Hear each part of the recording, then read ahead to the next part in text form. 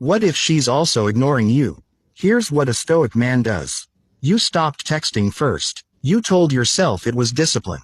Then the days passed, and she has not reached out either. Now you sit with a question most men never prepare for. What if the silence is not a test you are winning, but a wall that both of you are building at the same time?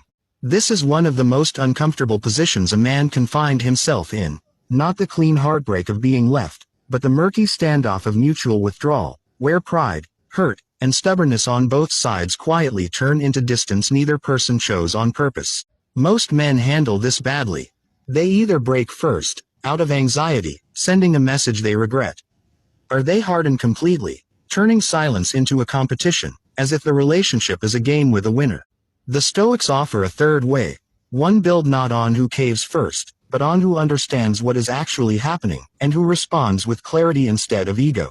Before we go further, if you want more scripts like this, built on Stoic philosophy, ancient wisdom, and real psychological insight, subscribe to Quotes Library now. This channel exists to help men think clearly when emotion tries to take over. Turn on notifications so you never miss the next lesson. Now let us examine what a Stoic man actually does when the silence becomes mutual. Principle 1. Check the motive behind your own silence. Before analyzing her silence, the Stoic man turns the question inward first. Why did you stop reaching out? If the honest answer is that you were hurt and needed space to think clearly, that is legitimate.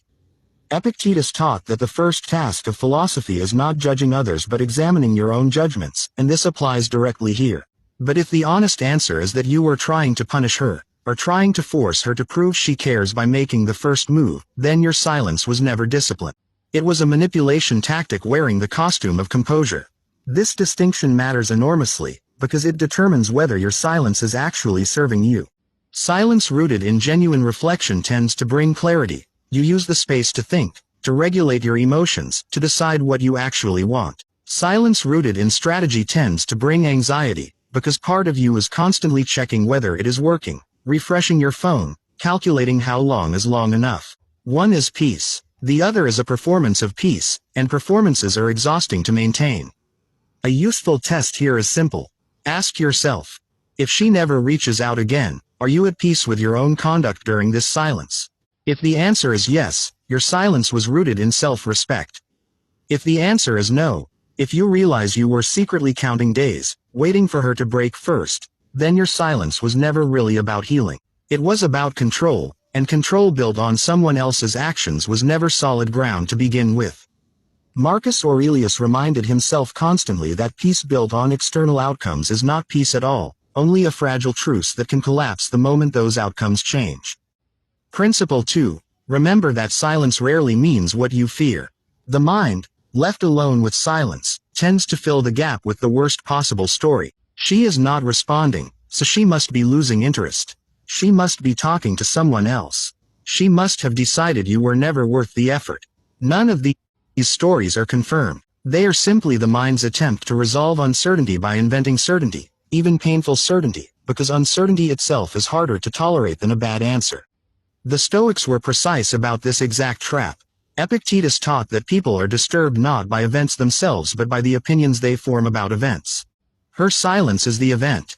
Every story you build around it, that she does not care, that she has moved on, that you have already lost, is opinion, not fact. A man who reacts to his own invented story, rather than to what is actually known, is fighting an enemy that may not even exist. He damages himself and often the relationship over a narrative built entirely inside his own head. This does not mean every silence is harmless. Sometimes it does signal genuine distance forming. The Stoic approach is not blind optimism. It is disciplined uncertainty, the willingness to say, I do not yet know what this means, without rushing to fill that gap with anxiety or despair. This is far harder than it sounds, because the human mind craves resolution. But a man who can sit with not knowing, without spiraling, holds a kind of composure that almost no one else in his position manages. That composure is not weakness. It is the exact opposite of it. Before we continue, take a moment and subscribe to Quotes Library. This channel is built for men who want steadiness instead of spiraling thoughts, and clarity instead of assumption. The next principles go even deeper. Let's keep going. Principle 3. Resist the urge to turn silence into a contest. Somewhere in modern dating culture, silence became a competition. Whoever holds out longest is framed as the winner, as though love were a game of chicken rather than a relationship between two people who once cared for each other. This framing corrupts everything it touches. The moment a man starts thinking, "I will not be the one to break first," he has stopped relating to a person and started relating to a scoreboard. Seneca warned repeatedly against living for the opinions and reactions of others, describing it as handing over the one thing a man should never surrender, his own peace of mind. A man locked in a silent standoff, secretly checking whether she has viewed his story, whether she has been active online, whether she has posted something that might be about him, has already lost regardless of who eventually messages first. He has made his internal state entirely dependent on her behavior, which is precisely the trap Stoicism was built to help men escape.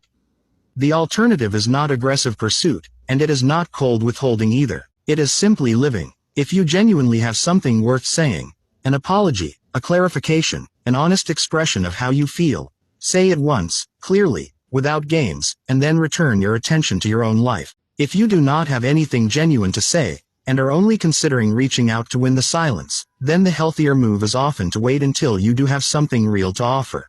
Reaching out from a place of strategy usually produces conversations that feel hollow to both people, because both can sense, even unconsciously, when communication is coming from calculation rather than honesty. Principle 4.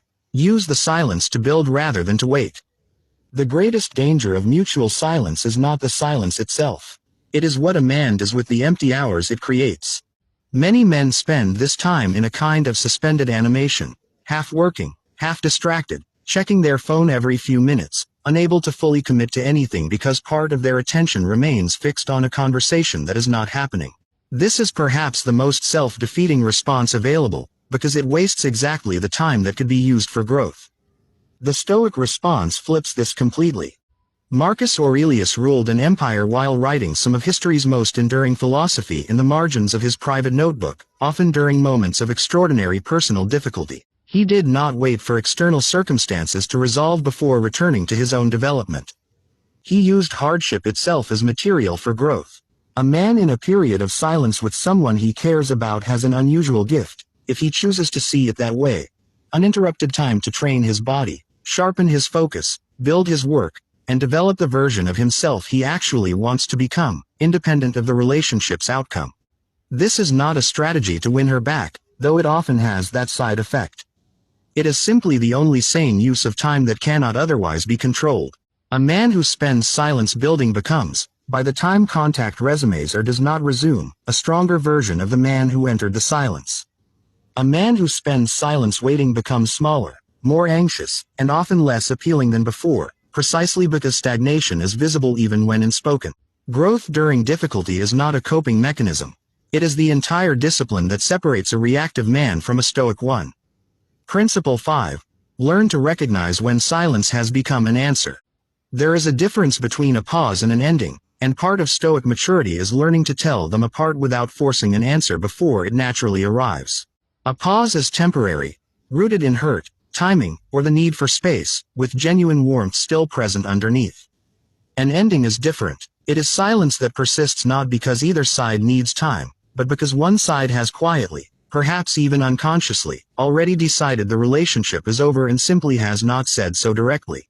Denial is common here, especially for men who pride themselves on patience. They mistake endurance for wisdom, waiting far longer than the situation warrants, interpreting continued silence as a test they must simply outlast. But Stoic patience was never about tolerating anything indefinitely. Epictetus taught his students to focus their energy only on what lies within their control, and continuing to wait on someone who has already emotionally left is not patience. It is avoidance of a truth that has already arrived, simply dressed up as virtue. The way through this is honest self-inquiry, not external pressure on her to clarify things faster than she is ready to ask yourself plainly. Has meaningful time passed with no real signal of return? No message, no explanation, no softening? If so, the wise response is not bitterness, and it is not one final desperate message. It is quiet acceptance, redirected energy, and the willingness to let go of an outcome you cannot force into being. A stoic man does not chase closure from someone unwilling to give it. He creates his own closure through clarity, and moves forward with his dignity intact. A short story, The Silence of Aulus. There is an old story told among students of Stoic philosophy about a soldier named Aulus, stationed far from home during a long military campaign. Before he left, he had quarreled with a woman named Cassia, someone he deeply respected, over a misunderstanding neither of them handled well. Words were said that could not be unsaid, and both, in their pride, chose silence rather than repair. Months passed. Aulus received no letters from Cassia, and he sent none himself, each day telling himself that if she wanted to reach him, she would. During the long marches and quiet nights of the campaign, Aulus began studying the writings of the Stoics that a fellow soldier had carried with him. He read of Epictetus, once a slave, who taught that peace could never depend on the actions of others. He read of Marcus Aurelius, who governed an empire while grieving personal losses, still choosing discipline over despair. Slowly, Aulus began to see his own silence clearly for what it was, not strength, but wounded pride disguised as patience. He realized he had been waiting for Cassia to prove she cared, while doing nothing himself to repair what pride had broken. He wrote to her once, not to demand a response, not to win anything, but simply to say plainly that he had been wrong to let silence stand in for honesty, and that whatever she decided, he wanted her to know the truth of his feelings rather than guess at them through absence. He sent the letter and returned his full attention to his duties, training his men, strengthening himself, refusing to let the outcome control his days. Months later, when he finally returned home, Cassia was waiting at the gate. She told him that his letter was the first time in the entire silence that either of them had chosen honesty over pride. It was not the silence that brought them back together. It was the willingness, eventually, to break it with truth instead of ego putting it all together. Mutual silence is one of the most disorienting experiences two people who once cared for each other can go through, precisely because there is no clear villain, no clean betrayal, only two people slowly retreating behind their own pride.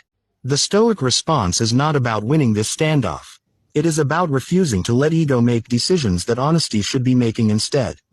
This means examining your own motives before judging hers, resisting the invented stories your mind builds in the absence of information, refusing to treat connection as a competition, using difficult time to build rather than to wait, and eventually developing the honesty to recognize when a pause has quietly become an ending. None of these principles guarantee a particular outcome.